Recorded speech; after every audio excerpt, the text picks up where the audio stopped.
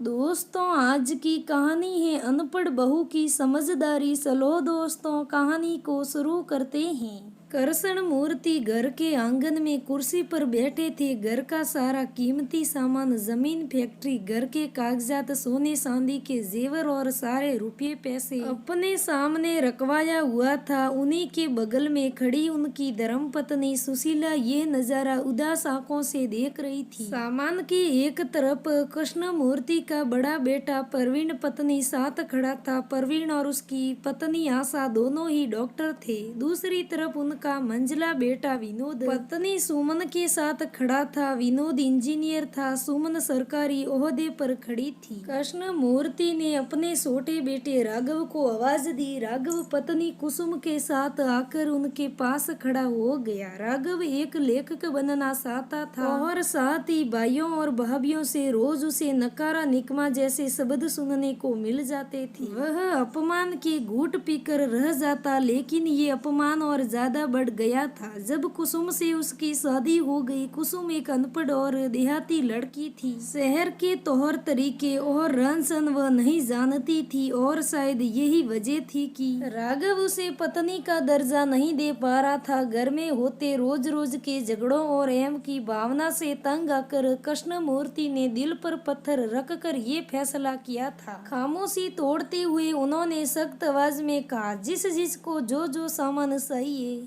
वो ये ले सकता है और अपनी नई जिंदगी की शुरुआत कर सकता है। आज मैं इस घर का बंटवारा कर रहा हूँ। कृष्ण मूर्ति की बात सुनकर प्रवीण, आशा, विनोद और सुमन के चेहरे खुशी से खिल गए। आशा और सुमन दोनों अपने अपने पतियों से फुसफुसा कर कहने लगी, इसको क्या लेना है। राघव और कुसुम ये सब देख कर खामोश खड़ी थी। उनके चेहरे पर कोई भाव नहीं थे। तभी कृष्ण मूर्ति ने कहा, पहला बंटवारा लेने का हक राघव को है, वो जो चाहे ले सकता है। राघव को चुप देख कर कुसुम ने कहा, बहूजी, अगर आप इजाजत दे तो इनकी जगह हम बंटवारा लेना चाहेंगे। राघव ने गुस्से में उसकी तरफ देखा। आशा और सुमन भी जल भुन गई, पर कृष्ण मूर्ति ने कुसुम को इजाजत दे दी। कुसुम आगे आई और कृष्ण मूर्ति और सुशीला का हाथ पकड़कर कहा, हमें बंटवारे में आप दोनों चाहिए, इसके अलावा हमें इस घर से कुछ नहीं चाहिए। यह रखी सब चीजों का मोल है, पर आप दोनों अनमोल हो और आपसे बड़ी कोई दौलत नहीं है। कुसुम के मुंह से ऐसी बात सुनकर सबके मुंह खुले के खुले रह गए। कृष्ण मूर्ति अपनी जगह से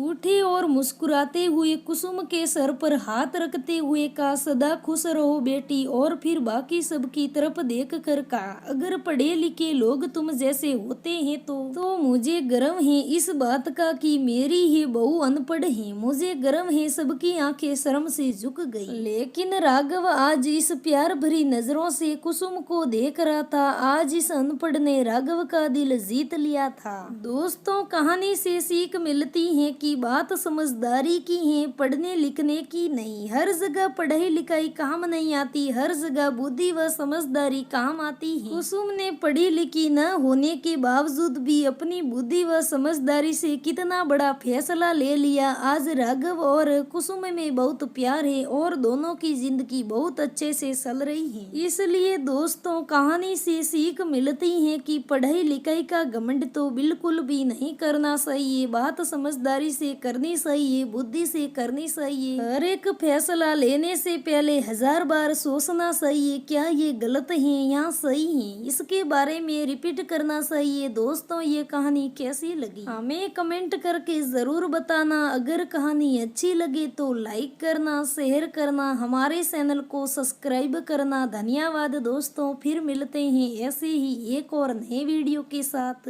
तब तक बने रहे हमारे साथ। आज के लिए बस इतना ही।